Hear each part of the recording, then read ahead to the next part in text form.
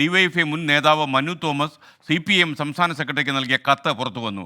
യുവജന commission chairman M. Shajar quotation സംഘവുമായി ചേർന്ന് ഗൂഢാലോചന നടത്തി എന്ന പരാതിയാണ് കത്തിൻ്റെ ഉള്ളടക്കം. തെളിവായി ശബ്ദരേഖ ലഭിച്ചതായി പരാതിയിൽ. സജോ ദേവസ്യ കണ്ണൂരിൽ നിന്ന് വിവരങ്ങൾ നൽകും. Sajo, good morning. യഥാർത്ഥത്തിൽ ഈ മാർക്സിസ്റ്റ് കേന്ദ്രങ്ങളെ അങ്കലാപ്പിലാക്കുന്ന ഒരു വെളിപ്പെടുത്തലാണല്ലോ ഈ മനു നടത്തിയിരിക്കുന്നത്. വിവരങ്ങൾ.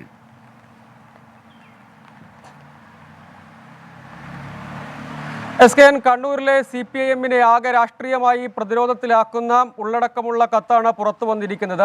DYFIയുടെ മുൻ കണ്ണൂർ ജില്ലാ പ്രസിഡന്റും കണ്ണൂർ DC അംഗവുമായിരുന്ന മനു തോമസ് കഴിഞ്ഞ ദിവസം പാർട്ടി വിട്ടിരുന്നു. അതിനുശേഷം ഗുരുതരമായ വെളിപ്പെടുത്തലുകൾ നടത്തുകയും ചെയ്തു. ഏറ്റവും ഒടുവിലാണ് പാർട്ടി സംസ്ഥാന സെക്രട്ടറി MV ഗോവിന്ദന് നൽകിയ കത്തിന്റെ പകർപ്പ് പുറത്തു വരുന്നത്.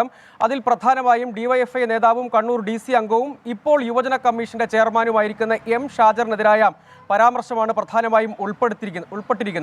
സ്വർണ്ണക്കടത്ത് കൊട്ടേഷൻ സംഘങ്ങളുമായി ചേർന്ന് തനിക്കെതിരെ ഗൂഢാലോചന നടത്തിയെന്ന് മനു തോമസ് പറയുന്നു. അതായത് അവർക്കെതിരെ മനു തോമസ് ശബ്ദമുയർത്തിയപ്പോൾ മനുവിനെതിരെ അതേ സംഘത്തെ ഉപയോഗിച്ച് ഗൂഢാലോചന നടത്തി എന്നതാണ് പ്രധാനപ്പെട്ട വാദം. പലതവണ പാർട്ടി ജില്ലാ കമ്മിറ്റിയിൽ അല്ലെങ്കിൽ ജില്ലാ നേതൃത്വത്തോട് ഇത് സംബന്ധിച്ച് അന്വേഷണം ആവശ്യപ്പെട്ടു.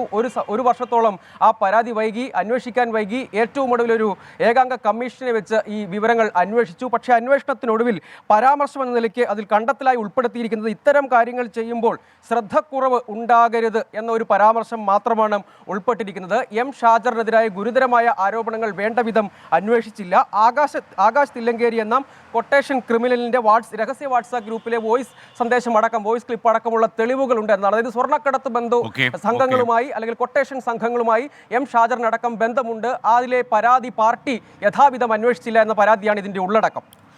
Thank you. സജോ ദേവസ്യാണ് കണ്ണൂരിൽ നിന്ന് വിവരങ്ങൾ നൽകിയത്.